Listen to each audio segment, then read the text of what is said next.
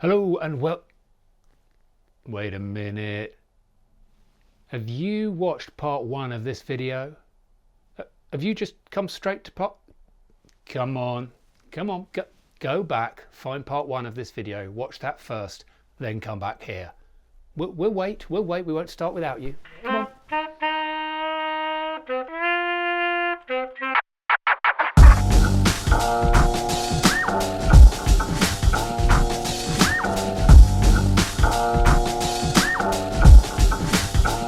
Hello and welcome back to part two of a couple of little videos looking at a couple of photo books I put together some years ago called Phoneography. The first video, which you may have already watched, was called Phoneography Things, and this one is Phoneography People. So let's dig in and have a little look. So if you haven't watched the first video, take a little skip back and look at that one, because I explain that these are photographs I've taken on my iPhone predominantly. I think most of the photos were taken using an app called Hipstermatic, which uses your phone and takes photographs and sort of recreates old film types. So you can select different rolls of film, and you can select different lenses within the app, and it affects the photos in different ways. And it's a lot of fun if you're just going around, playing around, taking photographs with your phone. So I put together a whole bunch of photographs and put them in these two little volumes of these mini photo books. So in a rather self-indulgent, narcissistic way, I thought we'd have a look through at this. So this one is people selecting photographs taken and edited on a camera phone. So here we go. Here's the first one of this gorgeous little fellow in, I think that's a lavender field, but without the lavender having come out. Love the way the wind is catching his hair. We will move on quickly. Oh, there's the first of a self-portrait on this side. This one, not this one. Although this could be me with the glasses. Hang on. Could that be me? Wearing a hat. Again, yeah, just playing around, having fun with a phone, because the best camera you have is the one you have on you. Moving on. Again, getting in there close with some nice portraits. Love this one with all the weirdness of this building and the texture. I'm going to move pretty fast through this. Here we go. So this was a strange day on a beach in Cornwall where all of a sudden just this mist rolled in and the whole place just suddenly became really weird and eerie. It was just like something out of Scooby-Doo. It was quite incredible. This is again in Cornwall. I think that's a place called Godrevy, and I just saw this gentleman sat there in his chair reading and just had to grab my phone. I mean, I really wish I'd taken this on a Holga or on a medium format camera, but it probably would have been a little unsubtle. But I just snuck this shot without even letting him know. I didn't want to disturb him. And oddly, the story behind this is I thought this photo came out so beautifully.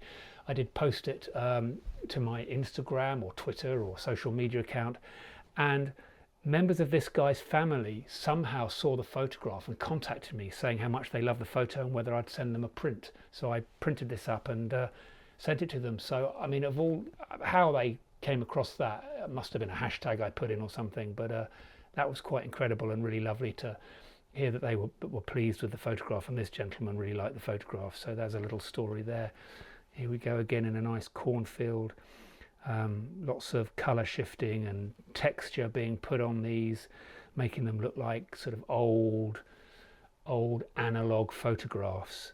I mean, there is a sense of cheating, isn't there? I do feel that when you make, I think I said this in the previous video, so I'm probably repeating myself, but when you take a digital photo and pretend it's a film photo by putting a strange film border on it, or putting making it look like a Polaroid, but it's really digital, I kind of feel you're cheating a lot. I justify me doing it because I shoot a lot of real film anyway, and this was just a little personal project for myself, and just to sort of play around and have some fun and just to enjoy, going out taking photographs with my phone again. But I think if you're gonna want to create photographs that look like this, you really should perhaps grab yourself an old film camera and some film and play around with that. So here we go. I love the way this photo turned out. I mean, look at the colours and a slightly wonky composition there. It's always nice to just play around with tilting the camera and trying to find new or more dynamic compositions. And again, this one, this nice silhouette, and there's sort of, it's had this effect of this sort of blurry line thing going on there. So again, just lots of fun, and just can take a simple snapshot and change it into something a bit more artistic. There we go. So another couple of big close-ups and a weird self-portrait there. Quite creepy, quite weird. Here we go. I love this one here. I mean, I love both of these, but this one, all this stuff going on, it's sort of just a moment in time in this sort of room with all the sort of detail and bits and bobs going on. It also made a really nice sort of black and white. If that was shot, you know, again, it's times like this you sort of wish you had your medium format with some black and white film in there, or a 35mm with some black and white film, just to grab this natural light shot with all the texture and stuff going on, like something a Vivian Mayer or Diane Arbor's photograph. So here we go. Some abandoned or derelict toilets. If you see something abandoned or derelict, grab a pretty lady, stick her in the photograph, take a picture. And again, the stuff you can just do with just really low light, just a candle light there. Possibly would have been really difficult to take with a real, you know, film camera, but with a phone you can just grab that. It does all the adjustments for you, bosh it out. There we go. And some interesting feet, some footwear. Again, a photograph that probably wouldn't have been very interesting in any other way, but once you slap a whole bunch of crazy filters over the top of it, and put a sort of border around it and a lot of vignetting, you've got something a bit more interesting. I really like this photograph here. I think if you've got somewhere interesting, get your model to strike a crazy pose, and you've got something a bit more interesting going on. And then this, love this photo. This is an iconic photo of a Lorax style character, I guess.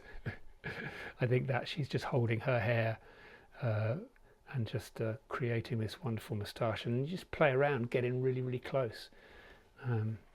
So there we go. And now ending it with another weird sort of double exposure self-portrait. This obviously was many years ago, because look at that head of hair. I once had a great head of hair. And so there it is. I wonder what phone that is. Can't make it out. But there we go. Phoneography people. If you take digital photographs, get them printed. Create little photo books. They're really cheap to produce these days, and it's a lovely way of enjoying the photos you take, rather than just having thousands of photos stuck on your phone. You know, print them off, just shove them in shoe boxes, shove them in boxes, and you just pull that box down every now and then, and you open it up and you just go through the real photo prints and enjoy them. Much more enjoyable than booting up a computer and searching for a file full of photographs and looking through them on the screen, or even just flicking through them on your phone. So create photo books, print photos, make photography tangible and real. Anyway, I hope you enjoyed these two little videos of just having a quick self-indulgent look at some of my photographs. I've got some ideas for some future videos that will perhaps be a little less self-indulgent, but hey, this channel is called Julian Kai. It's all about me, it's all about my work. It's what it is. Thanks for stopping by and indulging me. Please come back and look at other videos, comment below, let me know what you think and what you're up to, and hit the subscribe button if you want to be notified of more videos, or hit the notify button and the subscribe button. Anyway, do all that YouTube stuff if you feel like it.